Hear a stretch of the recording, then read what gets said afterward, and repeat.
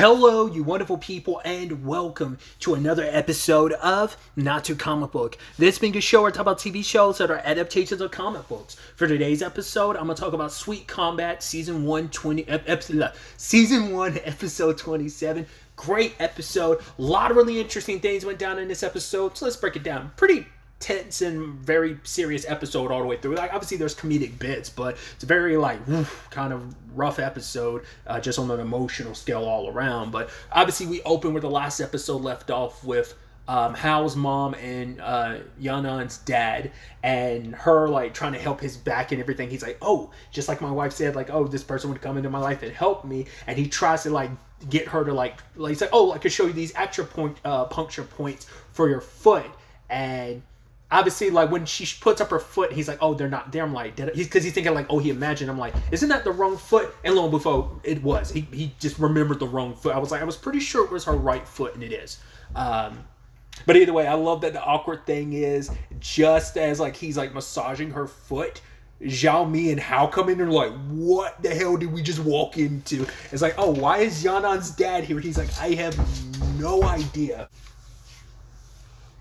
But yeah, the whole conversation came about, like, right, he was here defending me from some thugs that showed up that was harassing us, knowing that even Mama Hao pointing out they were here specifically for Tien too. And it turns out the business card is from the Feng group. And it's like, okay, so Zhao Mi wants to let Tien know, even though Tien already knows, they just don't know that he knows, because he was already kind of figuring that out. But meeting up with Zhao, like, ended up confirming it last episode for him. But either way, so she wants to, like, do all that, but Hao was coming from the perspective of, let's not do that, because, like, all you're going to do is ruin things. It's like, you're just going to complicate things, and it's like, let's not let our friends get hurt. Yes, it's something they should know, it has to be discussed, but did Zhao Mi handle things the best way? No. But it is this conversation of, like, it's a complicated thing of, like, is Zhao Mi somewhat in the wrong? In some ways, I think so, because it is the thing of, right, I care about Tien. It's like, she's like, I'm just a schoolmate and friend, but it's like, it's also because you heavily like him, and it also kind of, like,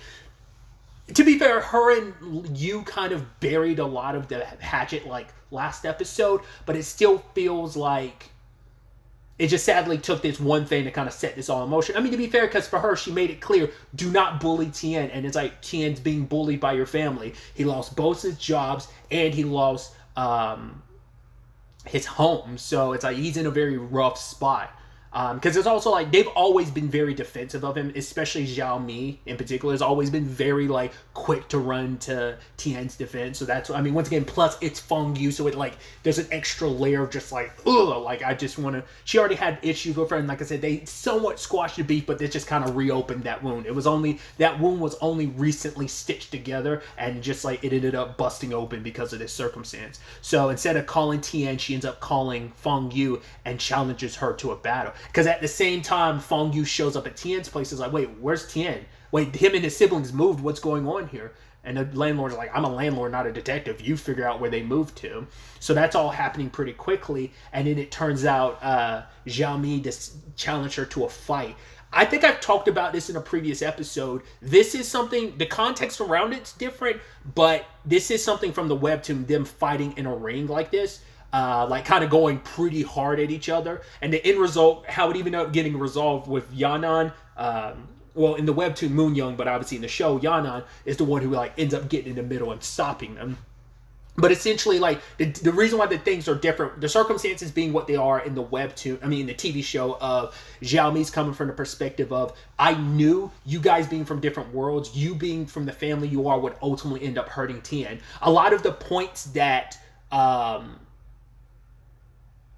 Yu's grandfather brought up about their relationship, obviously Zhao Mi, like, ends up reinforcing a lot of that, and that's also why it probably irritates her even more to hear it, because it's like, I already heard that crap from my grandfather. Last thing I wanted to hear it's from you. I thought we were good, but I know this is also, like, you've always kind of had an issue with me and Tien getting close, and especially us being in a relationship. Like, that's why she was almost like, oh, you're lying just because you're getting in the way of our relationship. That's what this was.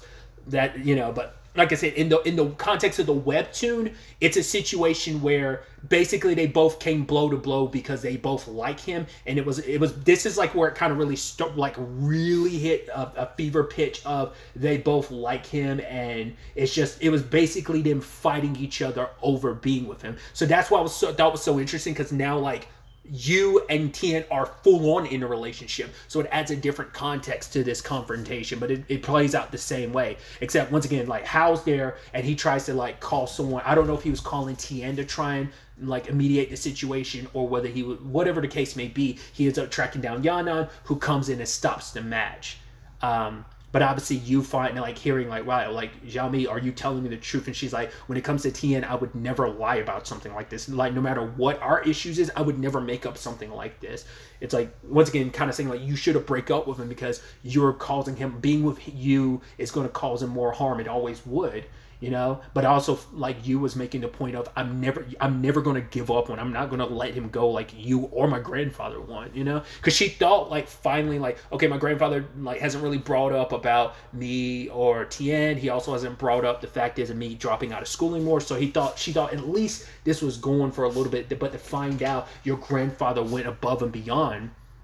And when she finally confronts her grandfather about it, and you know, the sad thing is her brother's there trying to like play interference, being like, no, like what do you want to talk to grandpa about? It's like he already knows. It's like, oh, so you found out. And for her, it's like, wait, you already knew too? It's like, yeah, like just don't do this. And because it's sad, because what's interesting is you ends up confronting him, and he just straight up admits, no, it was me, because last episode I kept going back and forth. I'm like, maybe it could have been Shiwei. I was more so thinking like, well, it seems like the obvious choice is her grandfather, but I wasn't sure if that was supposed to be like a red herring or something. But it's like, no, it is her grandfather. He specifically ordered all of this. And it's like, the fact is he can't recognize how jacked up that is, because in his mind, it's like, I guess it's like when you kind of come from like that cutthroat business world, you're willing to do whatever it takes, especially because it's like, this is the only family he has left. So once again, it comes from a place of, I'm trying to protect you, because it seems like he knew about Tien's circumstances, specifically who his father was. He's probably known for a while, but I think that speaks volumes that he chose now out of any time. Because I guess, because like he had that in his back pocket ready. Now I doubt that's a recent discovery. It was probably a prior discovery, because even you saying like, right, you do realize that her grandfather's actions are just going to push her to want to like double down and not give up on Tien. And that's when he reveals, okay, his father's the one that killed the person that you love so much, your dear Uncle G. Because there's just a lot of complex feelings, because as we learned from his wife a few episodes back, like he got fired from his bodyguard job, and it seemed like that was something her grandfather made that decision. When again, was it because he was up to something? Was it a correlation with the fact is that he just he felt like, oh, you were kind of hindering Yu's growth? Maybe that's kind of what the perspective, and we still haven't gotten insight into that circumstance. But you know, it is this situation of, like I said, he tried to come at it from a perspective of, I told him to break up with you. That would have been the easiest thing. And even kind of talking to Queen's brother, saying like, at the end of the day, I might be cruel now, but it's better to be cruel now rather than cruel later. It's like, yes, it is a truth that needed to come out. It's been bubbling beneath the surface. Neither one of them was aware of like this connection that they had. But it's like, it is still something that should have been handled delicately. You didn't handle it the best way. But he thinks like, oh, like who are you to tell me how to like run things? But even later on, her brother like jumps down his throat a little of like, right, we don't have to give them our blessing, but at the very least we could like not interfere. Because he's like, when it's all said and done, like you accomplished what you wanted. You messed with their relationship. Just leave like you alone and leave Tien alone. Like you don't hurt you more than you've already had. And he's almost looking like, no, I didn't hurt her. But it's like, yeah, you did. You know, it's like, for him, he was kind of coming from a perspective, once again, a little hurt now will outweigh any hurt later on, which is, I think, also feels very poetic with the fact is that she can never be vulnerable around him. She always had to kind of fit a certain, he's also the reason why she's not as well adjusted, because he kind of raised her a certain way. She was raised a certain way, and especially after her parents died too. So it's I don't know what the phrasing I want to say exactly, but it's just like there's an interesting parallel there. in that regard. There's also the sad irony of it too, with the whole situation too, of while her grandfather's been so intent on destroying you and Tien's relationship, Tien is going above and beyond to try and ensure that their relationship was fine. Like that's the terrible irony. I can't wait till he finds out, like, yeah, like Tien didn't want her to know. In fact, he's done everything he can to make sure that you and him don't have beef or issues, because he even tells you later on, it's like, I know you and your grandfather got into a fight, but like, don't argue with him, like, you know, make up, don't be in a bad situation, especially because once again, him coming from the perspective of he kind of doesn't want to be the reason there's beef between them. Once again, that's kind of like a Tien thing of just kind of feeling like he's not worthy enough to, like, for there to be an issue. Like, he doesn't want to, you know, be the driving force between, like, a fallout between, like, you and one of the only few family members she has left type of situation. So that's just an interesting, like I said, just the irony behind that whole situation. But also going to the whole Yu and Tien situation. Ultimately, Yu is waiting at his house for him, and I think it's so heartbreaking because she says a line of, please don't come home immediately. Like, she did not want to have that conversation. She did not want to have to talk to him about it, because she also, like, I can't take my grandfather's word at the truth, so she wanted to confront Tien. It's not like he knew the truth either, like, fully, but, you know, like, you could get answers to a lot of this, because he had no idea about, right, the person he just knows his father killed someone in the ring. He didn't know who it was. But the sad thing is that, you know, she asked him about it. It's like, right, because she started remembering, like, wait, you had, like, because she thought about it. It's like one of the first times she recognized, like, oh, you have some skills, like you were previously trained. And now, you know, it also adds context to why Tien has never been too fond of violence and stuff like that, why he was so reluctant at the beginning of the series about it. They don't really cover that, but I think everyone's kind of slowly discovering that, specifically Yanan and Queen, because they're the ones that kind of, like, deal with the truth. Like, Xiao Mi's kind of left out of the, you know, out of that element of the story. Like, she will probably eventually be brought in some capacity, but someone will end up informing her about everything, because both her and Hao, like, are still on the outs with that, whereas, like, Queen and Yanan are, like, fully informed about everything. But either way,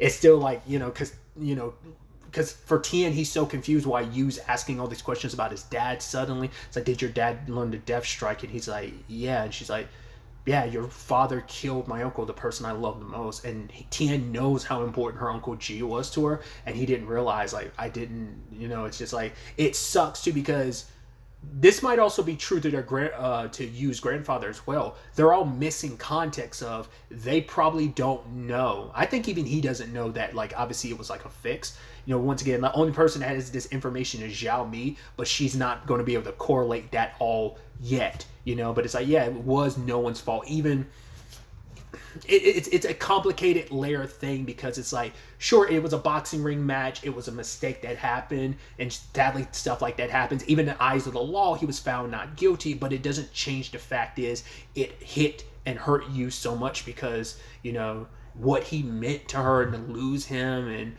it's just, especially having that person in her life, and now the person in her life who kind of fills that role, that comfort, that person to be there for her, the person she cares for, person she's really opened up to for the first time in a long time, ends up being the son of the man who murdered that other person for you. You know, it's just, it's so many layers to that. Just so she was so despondent after she ran away. This is also the scene that happens where she bumps into some girls, and then they basically beat her up and robbed her. I think I might have talked about this scene in particular too. This is out of the webtoon, but they flipped it, and instead of it being, because in the webtoon it's Dao Dao, the character Xiaomi is based on, she's the one that went through it. Like, basically when Tien turned her down, I think it was like episode 16 maybe, and she's like walking away crying, basically around, it's not the exact same circumstances, but a similar thing. I think I talked about it in a few episodes later, about how, like, oh, the webtoon version, that's even more depressing because she got beat up and robbed. That happened. So, like, what happens to Queen happened to Dao Dao in that particular moment in the webtoon. So it's interesting that instead of giving that to Xiao Mi, the like, you know, that character's equivalency in the you know, live action version of Dao Dao, they gave it to Queen instead. I was like, that's so interesting, and makes it even more heartbreaking under the circumstances, you know. Also, the girls got arrested immediately, so that's good. because like police just happen to be nearby. Because they actually don't get arrested in the webtoon. In fact, I want to say I could go ahead and talk about this because I don't think it's going to happen. But essentially, Moon Young ends up crossing paths with them because basically the reason why they beat up Dao Dao in the webtoon is because like she was so despondent at the time after everything between her and Jaegu, and so she wasn't responding to them. And they're like middle schooler or high schoolers trying to get alcohol, and they were telling her like, "Oh, you're not going to listen to us," like, "Oh, well, you're ignoring us," and they try to be tough hooligans and they beat her up kind of. And so that's where it's a different context than why they attacked Queen this episode. They were just regular hooligans again. But my point is they got away in the webtoon, but then later on they end up trying that with Moon Young, and she kind of puts them in their place. So because they were arrested, I doubt that's going to happen. Still could, but we'll see. I also think it's interesting too, like after all of this, Queen is distancing herself from Tien. I mean, it's heartbreaking, but the reason why I was saying it was interesting because both of them are just, Tien's still trying to reach out. He wants to make sure she's okay. He's like, I know you probably don't want to talk to me right now, but I know like this is like a hard revelation to you. I know how important your Uncle G was. Like he's going through it too, realizing like, damn, I didn't know, It's that thing of all he's ever really focused on was how much of an impact it had on his family life, never realizing how much of an impact it had on someone else. And now it turns out like, yeah, that person who was impacted so much is the girl you're like super into. So and are currently dating. And so her putting the brakes on it, saying like we should probably not see each other for a while, is an interesting flip because it's actually Jaegu in the webtoon who kind of not just Dao Dao, but he also pushes Queen away, even though like he was kind of just being frank with Dao Dao when it came to Queen. Despite how he felt, he like still pushed her away. And so it's kind of a similar thing, but like I said, it's just interesting they flipped it to make it so that Queen's the one that pushed him away type of situation. So, and Tien goes to Yanan and kind of explains everything, and it's like, right, can you like check on the Queen for me because she wants nothing to do with me? And Yanan's like, I'll be there to help you and support you in that way, but like helping her move past this, I can't really do anything in that regard because it is like Zhao, Queen's brother, said that it's something that they will have to figure out on their own. They would have always had to have figured it out. It's just like they didn't have to learn under these circumstances. And that's the thing of, yes, the truth did need to come out, which is, so once again, have to preface it, the entire truth isn't out there, only part of the truth, because neither Tien nor Queen, and once again, I don't even think even her Yu's grandfather knows the entire truth. He could, but I highly doubt it. It's actually interesting because how that all ties in, because at one point Hal got a text about Boxer dying, and it was like I think it was like Akan, and I was like, I don't think it was Achan, I think it was Akan. I was like, who is that? And then I remembered, oh right, the woman that Uncle G's wife was, or his widow was talking to about kind of the insurance fraud thing that Zhao Mi over her. I was like, right, yeah, that Boxer and his wife. It's like, because he died in a ring too. So once again, tying that thread in with this episode, because Zhao Mi hearing that, because she wasn't really paying attention to who the people were talking because she was trying not to look at them, but she did say she recognized the voice because she remembers hearing like that Boxer and his wife talking as they were leaving after the fight between her and Yanan. So she recognized the voice, but she still hadn't correlated it. And we know that this person, these conversations, the person leading it, did have a connection to the U group, not the U group, sorry, the Feng group. So the connections are there. It's just going to take everyone coming together to kind of piece that all together in a way. But it is, like I said, it's sad because like Zhao Mi went to go check on, well, she would more specifically went to go see Yu because she wanted to see if she had handled things, but then all she found was Tien and Yanan. And it's like, hey, where is Yu? It's like, and they're being discreet because not letting Tien know about what happened between them, that they were kind of in a fight about him. Which is funny because it does happen in the webtoon to some extent. Like during their match, after Moon Young breaks it up and stops them, like Jaegu was there too, and then she's like, "Yo, Jaegu, guess what?" And both of them strike her just like they did during the match in his TV show, and then basically they carried her away so that she wouldn't say anything about what they were fighting about. So it's kind of it's a comedic bit, and they kind of keep it here, but like the context around is different. So, but it's like, yeah, they added that context in this regard of like, yeah, let's not let Tien know that Xiao Mi and Feng Yu were fighting about him and what that was all about. So that's just going to make him worry more. So yeah, so. And obviously Xiao Mi does to some extent feel bad because she was like, why am I getting labeled as the bad guy? And even Hao's like, no, you're not a bad guy. You just care about people. You're very, sensitive in that regard. And it's like, because even he asked, like, are you trying to actively break up Feng Yu and Tien? And she's like, no, I just want to defend him because he's my friend. And I know he's my friend and my schoolmate, and I just wanted to look after him. And it's like, she kind of went a little too far, but once again, it was all a matter of time before the truth came out anyway. So yeah, and you weren't even trying. Yes, you said all this because she was even like, wow, really? Queen would listen to me now? Like, she's never really listened to my words before. Why would she take my words to heart now? It's like, well, once again, her and Hao don't have the full context of everything that's going on. I did think it was so beautiful when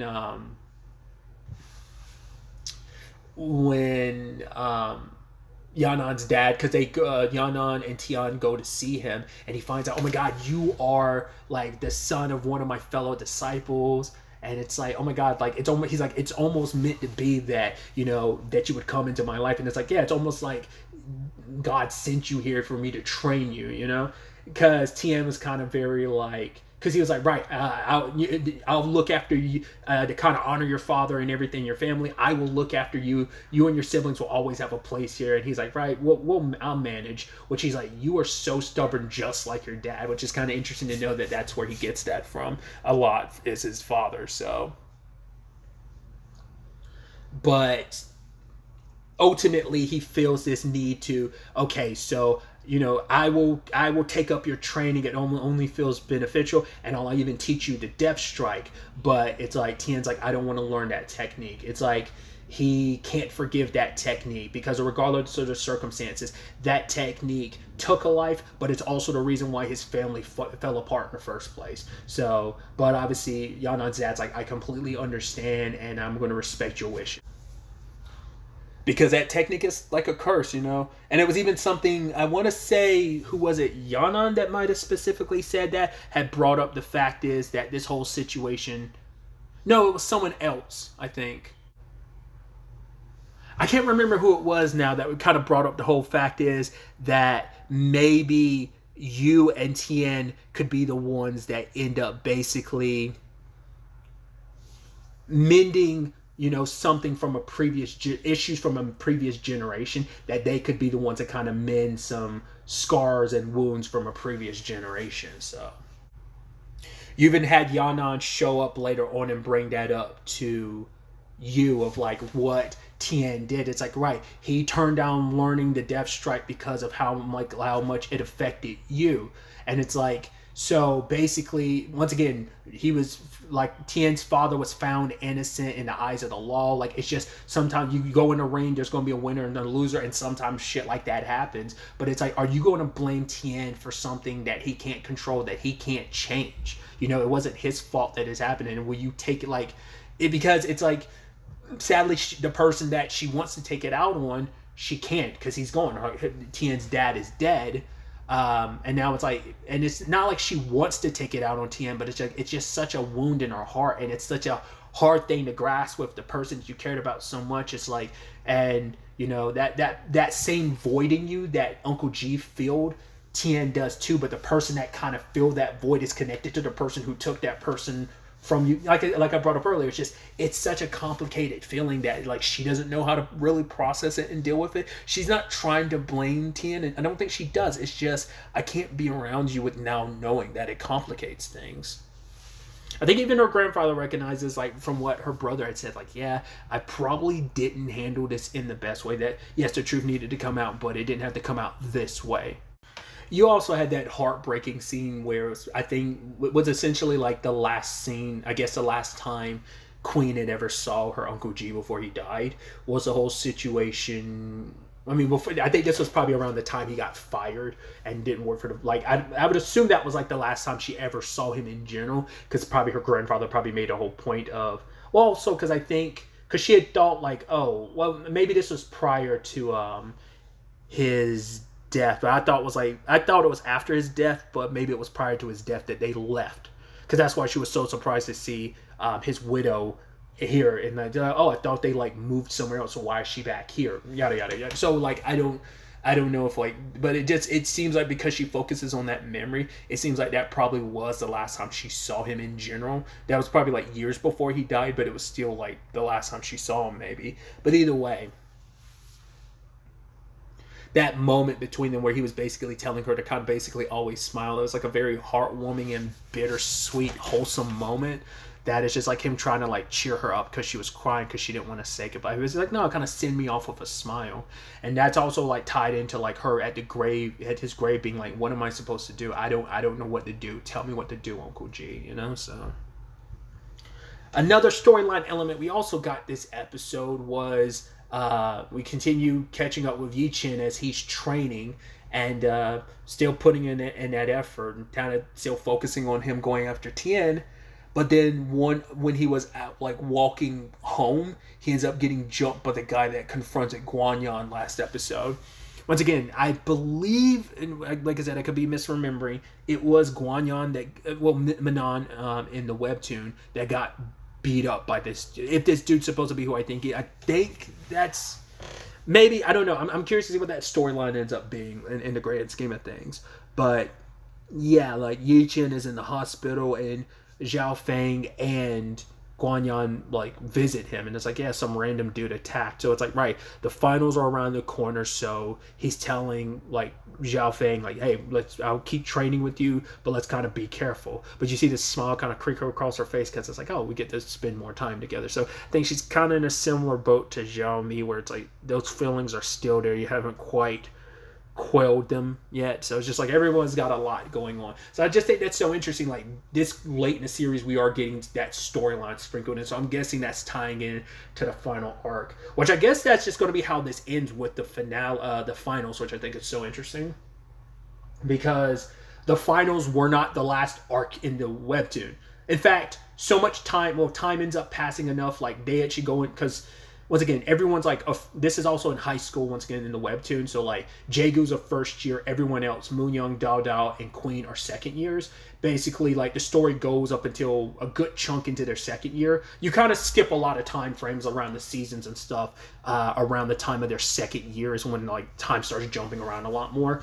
But, yeah, like, there are, like, one or two tournaments that happen in that time frame.